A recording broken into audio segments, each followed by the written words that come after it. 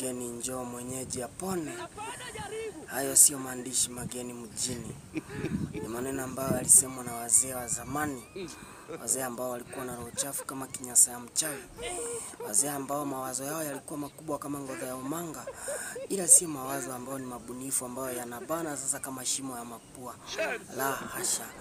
Ndio maana siku ya leo nimekuja hapa kuombea Gen Z. Kesho sasa wao ndio wageni. Katika ile kanisa ya Roysambu sasa ni wenyeji ambao watapona. Hawa watoto kweli wanapenda kusifu.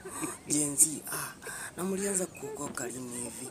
Sasa raundi na kuambia hawa watoto watakuwa sasa wanahitaji space kubwa. In fact they need ample parking hata kama wao sio magari.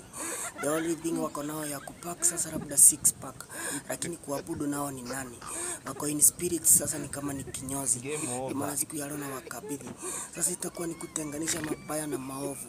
Waweka shetani kando wa Kristo hapa. Tabia mbaya huku, tabia mzuri hapa. Itakuwa sasa ni kama wanachambua karanga Saida Karoli. Ndio maana siku ya leo nawaambia sasa watu wa Roysambu mambo vipi? Kesho sasa nakuambia sasa mjipange vizuri, masahani za kutosha. In case kama hazitoshi mpige simu huko nyumbani kwa Chebukati, zile zilikuwa zinakuliwa huko sasa ziletwa Nairobi. Juu mnahitaji kuserve chakula kesho. Hawa watoto hawawezi abudu bila chakula. Na niyo machache na mara kuamini. Amen.